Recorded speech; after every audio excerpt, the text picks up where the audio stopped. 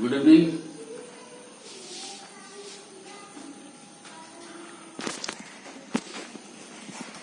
Good evening. जैसा कि तुम लोग इससे पहले प्रकाश का अपवर्तन था वो तुम लोग पढ़ चुके हो। अब हम लोग पढ़ेंगे मानव नेत्र, वायुमंडलीय अपवर्तन और वर्ण विक्षेपण। ठीक है, ये लेसन 3 है हम लोग का। पढ़ने से पहले मैं एक बात तुम लोगों को बोलेंगे। अभी तुम लोग सब घर में पढ़ रहे हो बहुत बढ़िया से, है ना।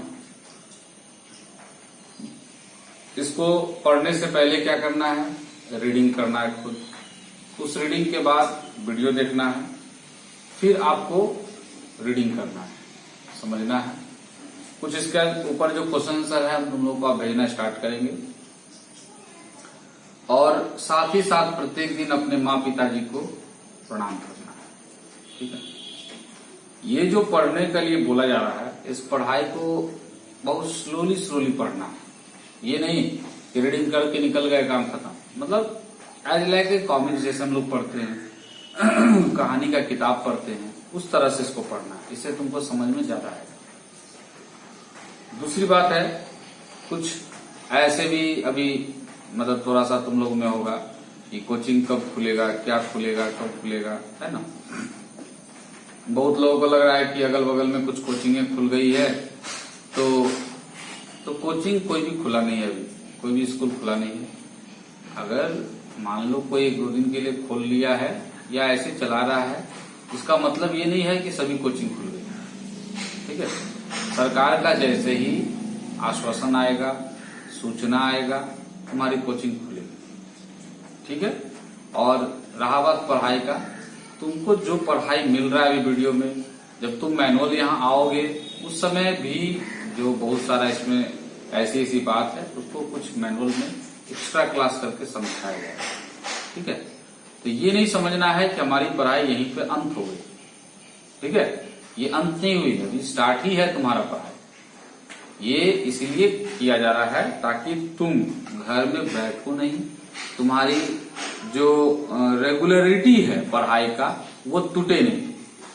ठीक है, जिसको कहते हैं ना, जैसे कबड्डी खेलते हैं तो एक दूसरा पाली में जाते हैं, तो जाने के दौरान में तुम्हारा, हम लोग बोलते हैं कबड्डी कबड्डी कबड्डी कबड्डी कबड्डी, अगर सांस टूट गया तो आपका वहां पे खत्म हो जाता है ना, वो डेथ हो जाता है। तो पढ़ाई का भी ये सांस जो तुम्हारा था वो सांस चलते रहे। हम लोग यही कबड्डी कबड्डी कबड्डी कर रहे हैं। ये जो वीडियो चल रहा है वो कबड्डी कबड्डी है। ठीक है, तो इसलिए क्या करना है, इसको रेगुलरिटी के लिए, यानी लगातार हमारी पढ़ाई की कंटिन्यूटी के लिए हम लोग ये वीडियो भेज रहे हैं।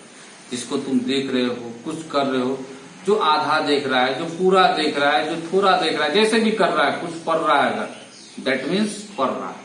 अगर ये नहीं भेजा जाता तो आप जो पढ़ रहे हैं, जो थोड़ा पढ़ रहे हैं, जो कुछ देख रहा है, वो भी तो नहीं देखता। बात समझ में आ गया। तो ये कंटिन्यूटी के लिए तुम्हारा पढ़ाई स्टार्ट है।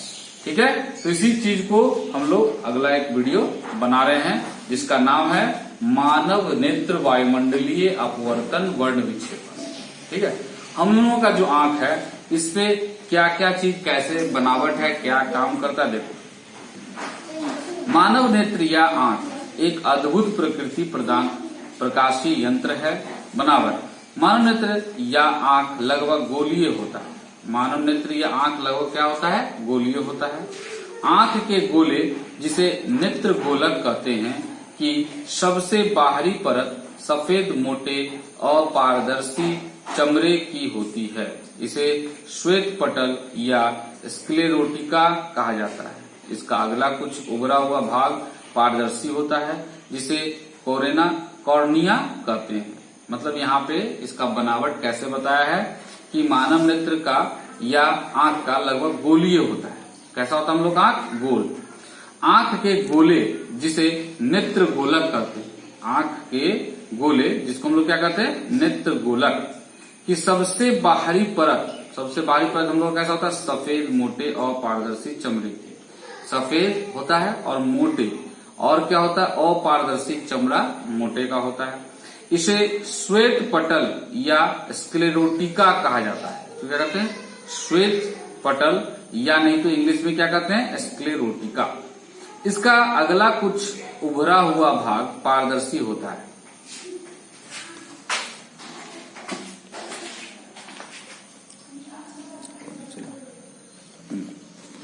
देखो ये जो तुम्हारा यहाँ पे आंख है, ठीक है, ये आंख जो तुम्हारा दिख रहा है ये क्या है, मानव आंख, नेत्र गोलक है पूरा, ठीक। यहाँ पे देखो ये कॉर्निया है, ऊपर में दिख रहा है तुम लोग को, पुतली दिख रहा है तुम लोग को, ये पुतली यहाँ पे रहता है, ठीक है। और ये आइरिस है जो आंख को बंद खोलता है। ये हमारा है जलीय द्रव्य या नेत्रोद, ठीक है। और ये यहाँ पे नेत्र लेंस है जिससे हम लोग बड़ा छोटा करके देख पाते हैं। और ये है सिलियरी पेशिया, मांसपेशिया जिसको कह सकते हैं। तो मांसपेशिया हमारा यहाँ पे जो है ये सिकुड़ता है और बढ़ता है, ठीक है। ये हमारा श्वेत पटेल है, ये वाला जो आंख में सादा होता है। ये हमारा कॉरॉइड है। और ये हमारा क्या है, रेटिना या दृष्टि पटल है। और ये हमारा जो जा रहा है वो है प्रकाश स्नायु या दृक् तंत्रिका। तो यहाँ पे इसी चीज को दर्शाया है कि नेत्र गोलक जिसको कहते हैं कि सबसे बाहरी परत सफेद मोटे अपारदर्शक चमड़े का होता है। श्वेत पटल या स्क्लेरोटिका इसको कहा जाता है। इसका अगला कुछ उभरा हुआ भाग पारदर्शी होता है। इसको क्या कहते हैं, कॉर्निया, है ना। क्या कहते हैं, कॉर्निया। तो कॉर्निया तुमको यहाँ दिख रहा है इसी को, ठीक है, जो हल्का काला रंग का होता है। स्क्लेरोटिका के नीचे गहरे भूरे रंग की परत होती है जिसे कॉरॉइड कहते हैं। यह परत आगे आकर दो परतों में विभक्त हो जाती है। आगे वाली अपारदर्शी परत कहते हैं। आगे वाली को क्या कहते हैं, नहीं, आगे वाली अपारदर्शी परत सिकुड़ने फैलने वाली डायफ्राम के रूप में होता है, मतलब सिकुड़ेगा भी और फैलेगा भी, जिसे परितारिका या आइरिस कहते हैं। जो आइरिस हमारा यहाँ दिखाया है या परितारिका, उसको ये यहाँ पे क्या होता है, तो फैलता भी है और सिकुड़ता भी है, ठीक है। अच्छा, उसके ये यहाँ पे पीछे वाली परतें पक्षाम्बी, पीछे वाला परत को क्या कहेंगे, पक्षाम्बी। और इसको सिलियरी पेशियां भी कहते हैं। इसको क्या कहते हैं, सिलियरी पेशियां कहलाती है। ये पेशियां जिलेटिन जैसी पारदर्शी तथा मुलायम पदार्थ से बने एक उत्तल लेंस जिसे नेत्र लेंस या स्फटिक लेंस कहते हैं को लटकाकर रखते हैं। यहाँ पे जो ये लेंस रहता है इसको स्फटिक लेंस या नेत्र लेंस भी कहते हैं। इसके द्वारा ये लटका हुआ रहता है। इससे नेत्र गोलक की सबसे भीतरी सूक्ष्म ग्रही परत को दृष्टि पटल या रेटिना कहते हैं। जब इस पर प्रकाश पड़ता है तो संवेदना उत्पन्न होती है जो प्रकाश स्नायु या दृक् तंत्रिका के द्वारा मस्तिष्क तक पहुंचती है और हमें देखने का आभास होता है। मतलब बोल रहा है कि नेत्र गोलक की सबसे भीतरी सूक्ष्म ग्रही परत को दृष्टि पटल, जो जिसको हम लोग देख बढ़िया से नहीं पा रहे हैं, उसको क्या कह रहा है, दृष्टि पटल यानी रेटिना जो अंदर में है, यह रेटिना कहते हैं। जब इस पर प्रकाश पड़ता है तो संवेदना उत्पन्न होता है। जब इस पर प्रकाश पड़ता है तो क्या होता है, संवेदना उत्पन्न होता है, जो प्रकाश स्नायु या दृक् तंत्रिका, प्रकाश स्नायु या दृक् तंत्रिका जो हमारा है उसमें के द्वारा मस्तिष्क तक पहुंचता है। यहाँ से कहाँ चल जाता है, ये मस्तिष्क तक, और हमें देखने का आभास होता है। हमको लगता है कि हमने कोई चीज देखा है।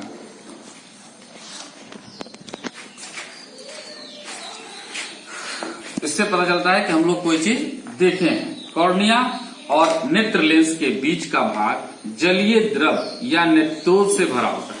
जो यहाँ बोल रहा है कि कॉर्निया और नेत्र लेंस के बीच में एक क्या होता है, जलीय द्रव होता है जिसको नेत्रोद भी कहते हैं, से भरा होता है। लेंस और रेटिना के बीच का भाग कचाव द्रव से भरा होता है। नेत्र, यहाँ बोला लेंस और रेटिना के बीच का भाग क्या चीज से भरा होता है, कचाव द्रव से।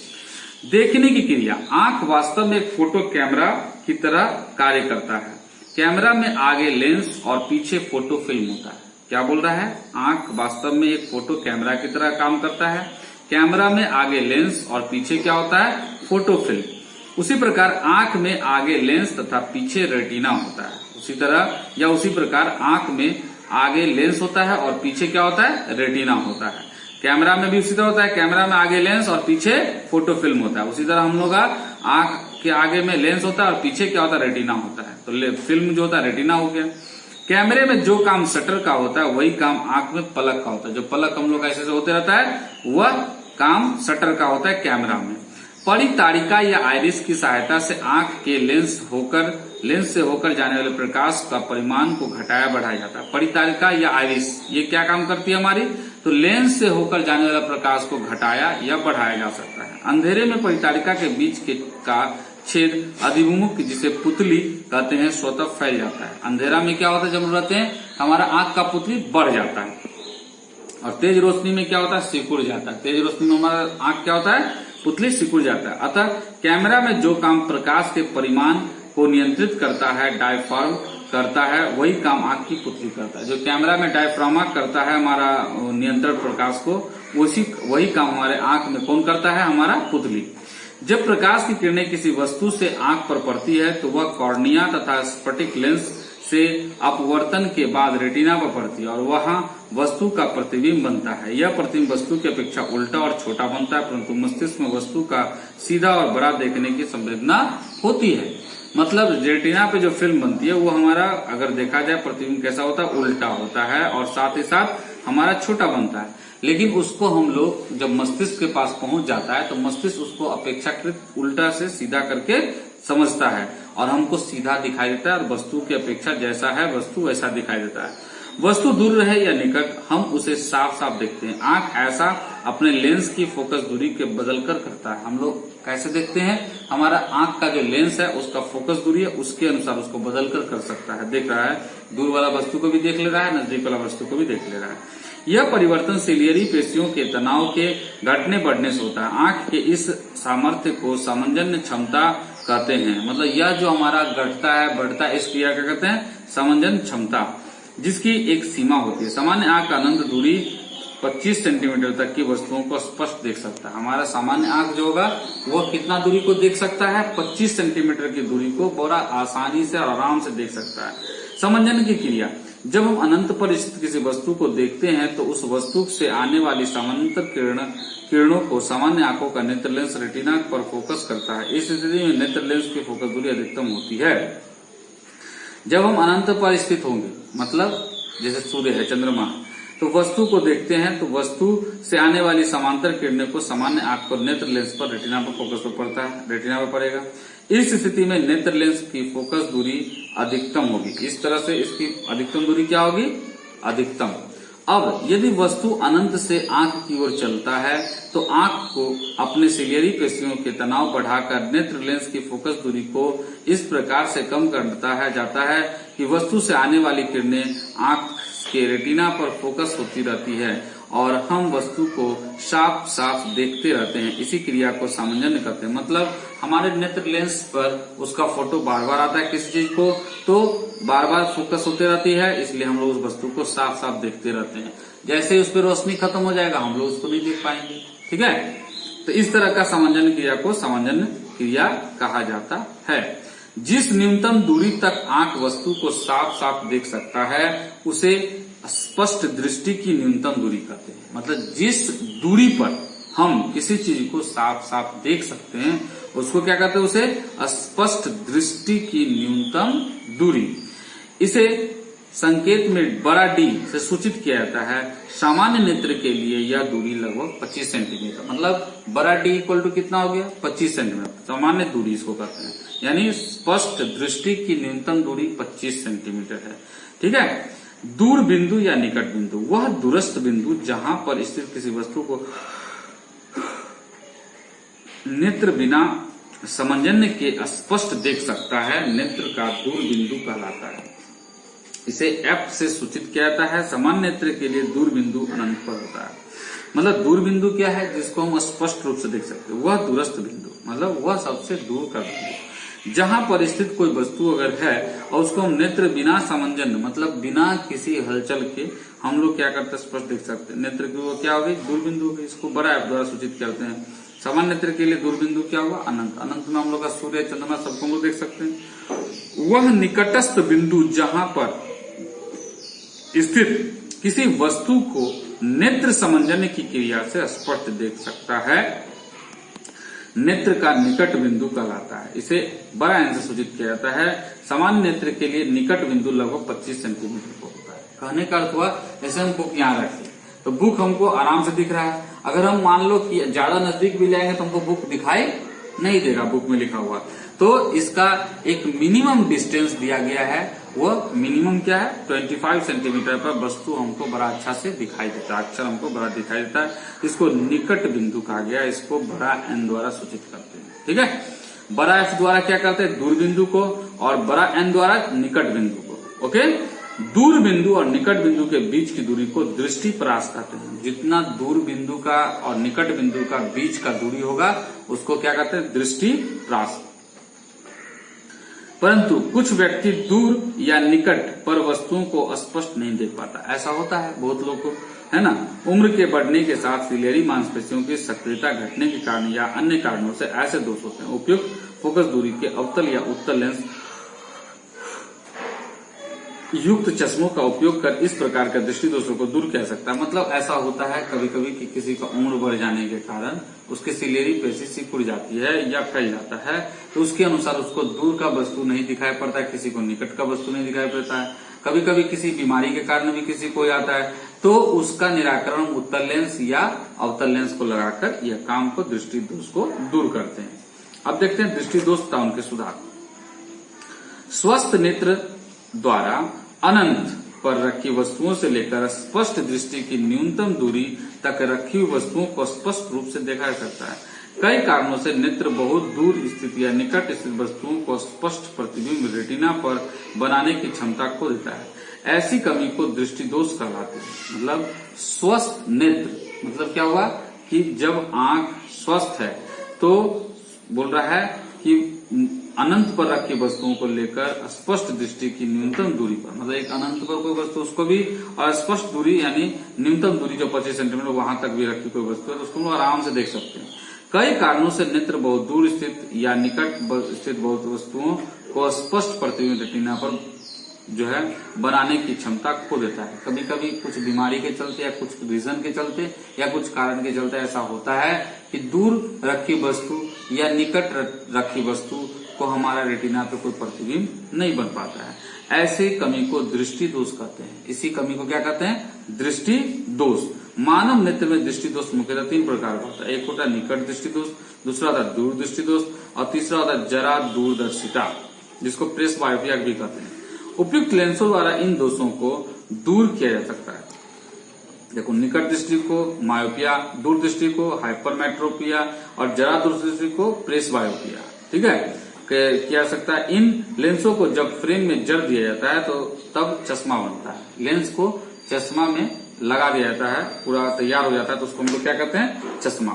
किंतु अब उपयुक्त लेंसों को बनाकर इन्हें सीधे नेत्र गोलक में लगा देना संभव है। अब क्या है, हम लोग देखते हैं बहुत सारे लोग क्या करते हैं, चश्मा न पहन के क्या करता है अपने आंख में क्या कहता है लेंस लगा लेते हैं, है ना। डायरेक्ट लेंस लगा लेने से इसको स्पर्श लिया या कॉन्टैक्ट लेंस भी कहते हैं उसको, है ना।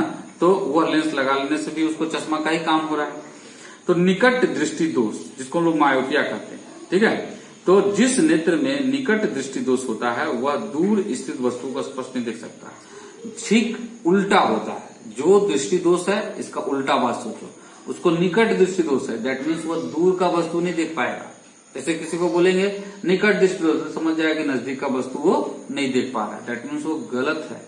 सही क्या है, निकट दृष्टि दोष, इसका मतलब है कि वो नजदीक का वस्तु बहुत अच्छा से देख रहा है लेकिन दूर का वस्तु वो देख नहीं पा रहा है। उसके लिए दूर बिंदु सामान्य आंख के लिए अनंत दूरी पर होता है। अनंत न होकर नेत्र के निकट कोई बिंदु एफ पर होता है। क्या होता है भाई, सामान्य आंख के लिए अनंत दूरी पर होता है, लेकिन अनंत न होकर, जिसका आंख खराब है उसमें अनंत न होकर नेत्र का निकट कोई बिंदु एफ पर होता है। दोष का कारण, इस दोष के 2 कारण है। नेत्र गोलक का लंबा होना, पहला क्या हो जाएगा, नेत्र गोलक लंबा हो जाएगा, अर्थात नेत्र लेंस और रेटिना के बीच की दूरी का बढ़ जाना। नेत्र लेंस और रेटिना के बीच की दूरी क्या हो जाएगी, बढ़ जाएगी। दूसरा बोल रहा है नेत्र लेंस का आवश्यकता से अधिक मोटा होना, नेत्र लेंस का आवश्यकता से अधिक मोटा हो जाना, उसकी फोकस दूरी कम हो जाना, और उसकी फोकस दूरी क्या हो जाएगा, कम हो जाएगा। बहुत दूर पर रखी वस्तु से आती समांतर किरणें रेटिना के सामने आई पर फोकस हो जाती है, अर्थात वस्तु का प्रतिबिंब आई रेटिना के सामने बनता है, इसलिए वह नेत्र दूर स्थित वस्तु को स्पष्ट नहीं देख सकता। रेटिना के सामने बनता है जबकि रेटिना पर बनना चाहिए, तो यह क्या होता है, इसलिए वो वस्तु को देख नहीं पा रहा है। अब यह वस्तु अनंत से आंख की ओर चलता है तो प्रतिबिंब आई रेटिना की ओर बढ़ता जाता है, और वस्तु F पर होती है तो प्रतिबिंब आई रेटिना पर बनता है और आंखें वस्तु को साफ साफ देख पाता है, तो ऐसे नेत्र के लिए दूर बिंदु F होता है। यदि अब वस्तु नेत्र के दूर बिंदु F से आंख की ओर चलता है तो समंजन्य की क्रिया प्रारंभ हो जाती है, अर्थात आंख अपने सिलेरी पेशियों के तनाव को बढ़ाकर नेत्र लेंस की फोकस दूरी को इस प्रकार से कम करता जाता है कि वस्तु का प्रतिबिंब आई रेटिना पर ही बनती है। समंजन्य तब समाप्त हो जाता है जब वस्तु इस नेत्र के निकट बिंदु N पर या N' समान नेत्र के निकट बिंदु N जो 25 सेंटीमीटर पर है से आंख के निकट होता है। इस प्रकार ऐसे नेत्र के लिए दृष्टि पराश्र जो होते हैं घटकर जो है F से N' ही रह जाता है।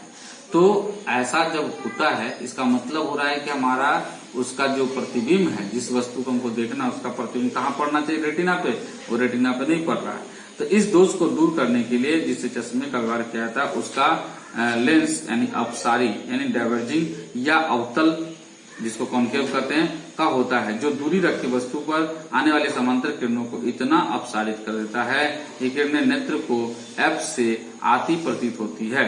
दूर से आने वाली समांतर किरणें पहले अवतल लेंस से अपसारित होकर और फिर नेत्र लेंस से अभिसारित होकर रेटिना पर फोकस हो जाती है, और इस प्रकार नेत्र बहुत दूर पर स्थित वस्तु को स्पष्ट देख पाता है।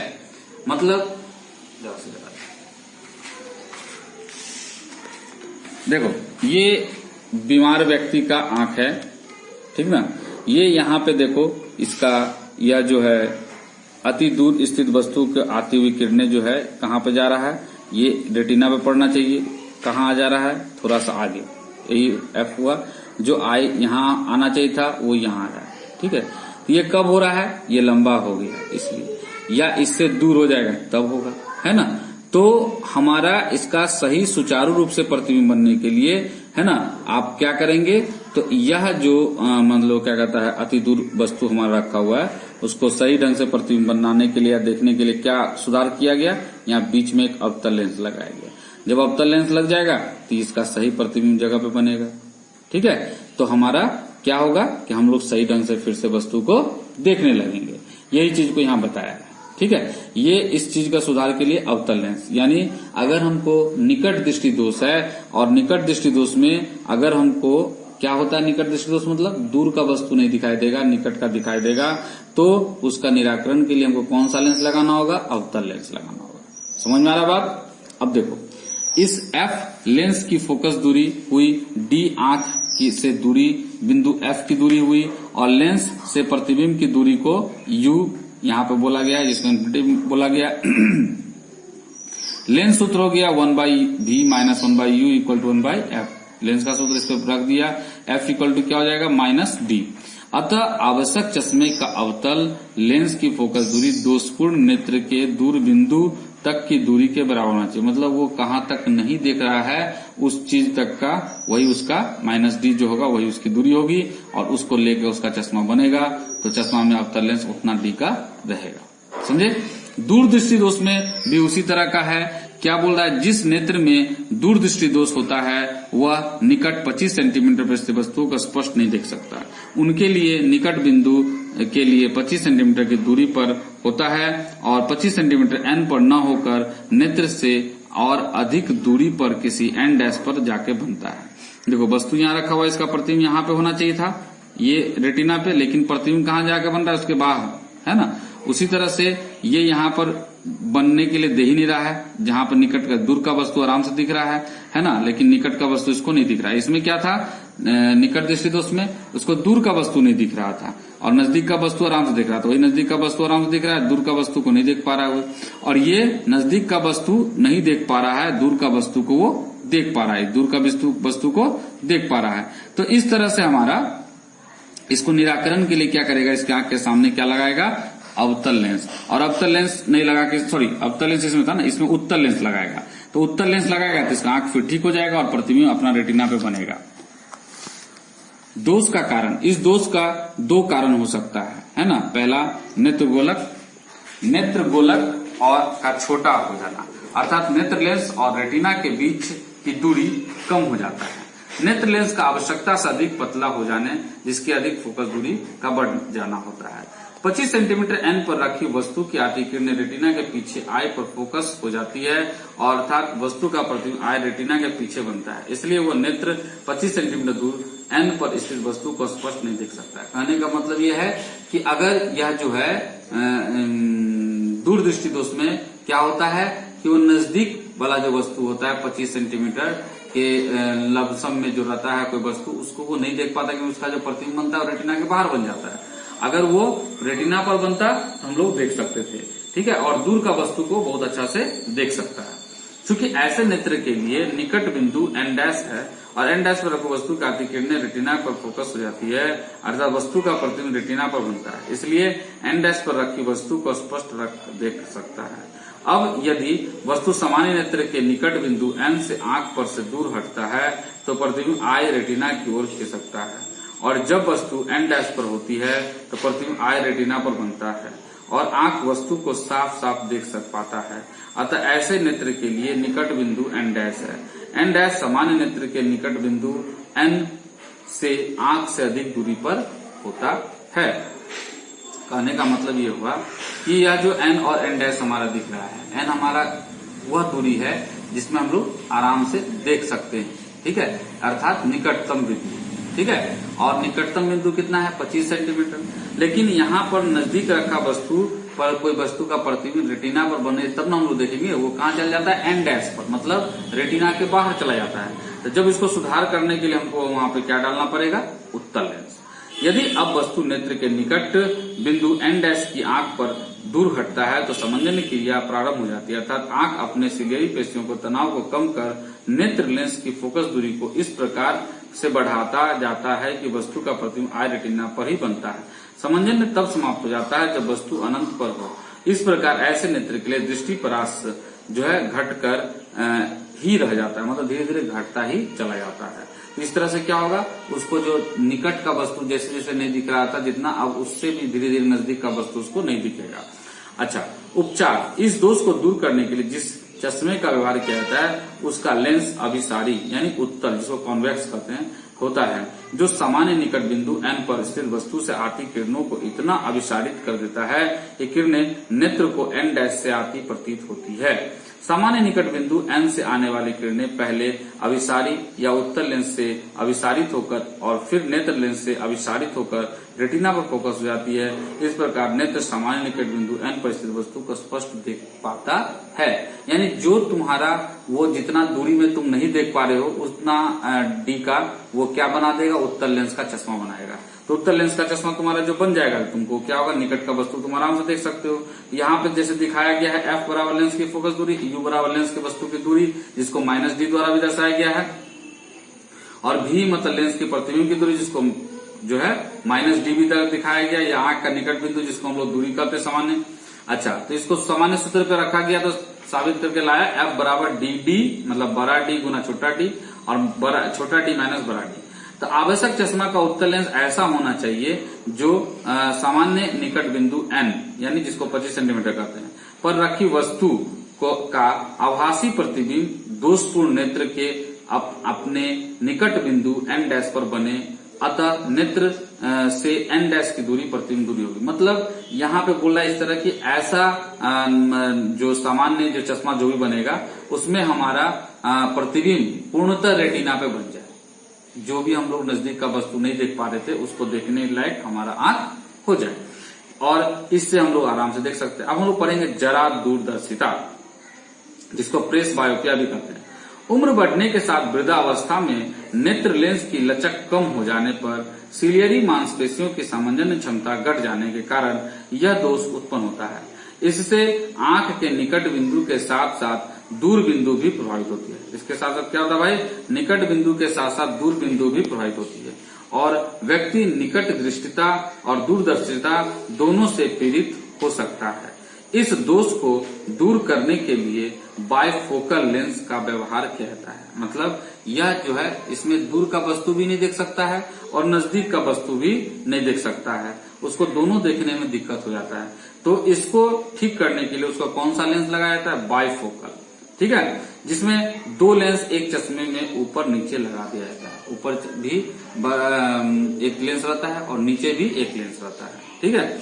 इस चश्मे का ऊपर वाला भाग दूर की वस्तु को स्पष्ट देखने के लिए और नीचे वाला भाग पढ़ने के लिए प्रयुक्त होता है। जैसे जो चश्मा हमारा रहता है उसमें एक यहाँ पे देखोगे छोटा सा ऐसा करके लेंस रहेगा और ये पूरा जो रहता है जिसका दूर का वस्तु आराम से देख सकता है जो है ना, तो उसका दूर वाला में कोई लेंस नहीं रहेगा, जीरो रहेगा, और ये वाला में सिर्फ रहेगा। जिसका वो भी दिक्कत है ये भी दिक्कत है, तो उस दिक्कत में दोनों में लेंस उसको बढ़ाया जाता है। इस दूरी को क्या कहता है? दोष को क्या कहता है? जरा दूरदर्शिता। मतलब दूर का भी नहीं देख पा रहा है वो और नजदीक का भी नहीं देख पा रहा है। इसको प्रेस बायोपिया इंग्लिश में कहते हैं। अगला हम लोग पढ़ेंगे वायुमंडल का अपवर्तन, ठीक है। अगले दिन हम लोग पढ़ेंगे वायुमंडल का अपवर्तन। ये हम लोग नेत्र के बारे में पढ़े, दो लेसन एक साथ इसमें, वर्ण विक्षेपण और वायुमंडल अपवर्तन। तो वायुमंडल अपवर्तन हम लोग अब पढ़ेंगे, वर्ण विक्षेपण हम लोग पढ़ लिए।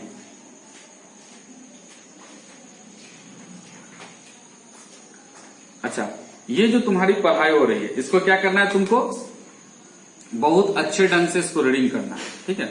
कहीं कहीं पे इसका सॉल्यूशन दिया हुआ है, एन और एन डैश, ये सब बहुत बड़ा बात नहीं है, देखोगे उसको बड़ा अच्छा से डिफाइन किया है। जब पढ़ोगे तो समझ में आएगा। घर में क्या करना है, ये जो आंख का दृष्टि दोष है इसका ड्रॉ करना है तुमको, ठीक है। ड्रॉ करोगे आधा बात समझ जाओगे, नामांकन करोगे तो, ठीक है। और दूसरी बात, जो बात बताए हैं, हमारे रीडिंग का वीडियो देखने से पहले एक बार रीडिंग करना है, एक बार रीडिंग का वीडियो देखना है, पुनः फिर से रीडिंग का वीडियो देखने के बाद पढ़ना है, ठीक है। और इस पे लेसन में जो क्वेश्चन आंसर तुमको लगे कि ये बनने लायक है तो बना लेंगे, ठीक है, और उससे कोई दिक्कत नहीं होगा, ठीक है। और प्रत्येक दिन हमें अपने माँ पिताजी को प्रणाम करना है। Okay and bye.